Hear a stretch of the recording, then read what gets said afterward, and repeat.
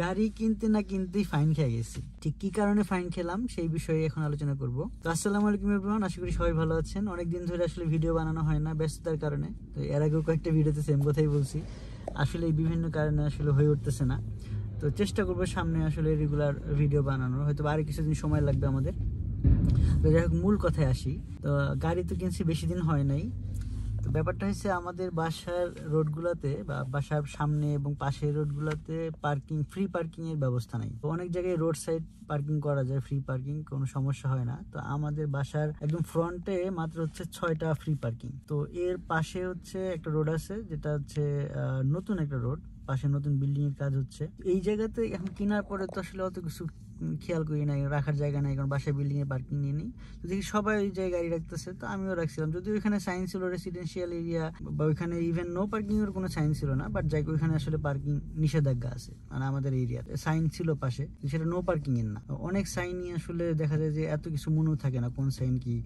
কিছু সাইনের language police ভাষায় লেখা থাকে, যেগুলো আসলে সবসময় নতুন নতুন ড্রাইভার এত কিছু ওইভাবে আসলে মাথায় থাকে না। তো সবার দেখা দেখি আমি ওইখানে গাড়ি রাখছি 3-4 দিন, প্রায় মানে সপ্তাহখানিক রাখছি, কোনো সমস্যা হয়নি, তাই না?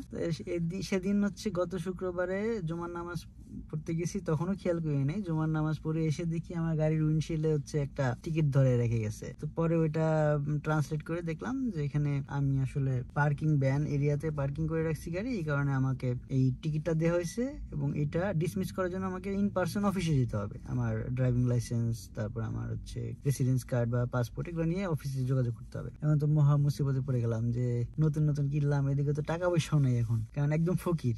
গাড়ি কিনে ফকির, তারপর গাড়ি কেনার পরে সার্ভিসিং করতে হয়েছে, কিছু পার্টস চেঞ্জ করতে হয়েছে, ওগুলা তো বেশ বড় একটা অ্যামাউন্টের চার্জ গেছে, যেটা সাধারণত ধরো মানে হ্যাঁ এখানে আসলে সার্ভিসিং চার্জ অনেক বেশি। সবকিছু মিলে আসলে মেন্টালি স্ট্রেস যে এখন আবার ফাইন দিব। কারণ আমি আবার এদের রিভিউ দেখতেছিলাম যারা ফাইন করছে, এখানে দেখি যে কারো 900 যদি ফাইন করছে, কারো 500, কারো 1000। আমি তো হয়েছে কাজ, তো এত টাকা ফাইন করলে তখন দেওয়ার মতো টাকাই নেই। তো গেলাম, 7 দিনের মধ্যে যেতে বলছে। তো যাওয়ার পরে বলে যে তোমার এরিয়াতে তো আসলে ওইখানে কোনো ফ্রি পার্কিং এরিয়া নাই, তুমি কেন ওইখানে পার্কিং করছো? আমি বললাম যে আসলে পার্কিং ছিল না, তুমি তোমার বাসায় বিল্ডিং এর কথা বলে পার্কিং স্লট নিয়ে নাও, তাহলে তুমি ঝামেলায় পড়বা। তো পরে চিন্তা করলাম যে আসলে এটাই করা লাগবে। ও আচ্ছা, এর মধ্যে হচ্ছে 100 টাকা ফাইন করে দিল। তো আমি বললাম যে এটা তো আমার ফার্স্ট টাইম, তো এটা কি কোনোভাবে কনসিডার করা যায় কিনা যে ফাইন না করা। তো সে এমন একটা এক্সপ্রেশন দিছে এবং বললো যে অনলি 100 টাকা ফাইন করছি, এটা নিয়ে তুমি ওর কথা বলতেছো? আমার তার এক্সপ্রেশনটা এরকম। আমি এখন মনে মনে বলি যে এই সময় আমার এই 100 টাকা আসলে অনেক টাকা।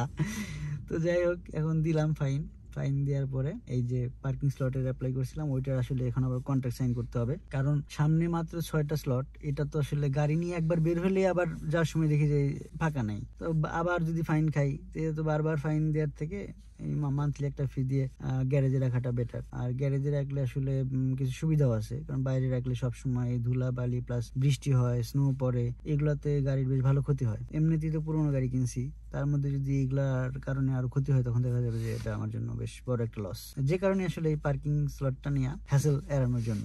আচ্ছা, এইখানে পার্কিং এর জন্য কিরকম টাকা গুনতে হয়? বাসার উপর ডিপেন্ড করে, মানে কিছু কিছু ওনাররা কম রাখে, কিছু ওনাররা বেশি রাখে। তো আমাদের বাসায় হচ্ছে মান্থলি পার্কিং 200 জ্যোতি। তো ওরা আমাকে বললো আমাদের মানে ফি হচ্ছে 300 টাকা, কিন্তু কি একটা ডিসকাউন্ট বললো, ডিসকাউন্ট দিয়ে 200 টাকা মান্থলি। তো স্টিল এটা অনেক একটা অ্যামাউন্ট, বাট কিছু করার নাই, কারণ এর নিচে হয়তো বা খুব কম জায়গায় এরকম বাসার সাথে হয়তো বা 100 বা 150 টাকায় তোমার 150 জ্যোতিতে পার্কিং দেয়, বাট অন অ্যান এভারেজ আমি দেখছি যে 150 থেকে 200 এই রেঞ্জে বেশিরভাগ জায়গায় থাকে। তো এরকমই।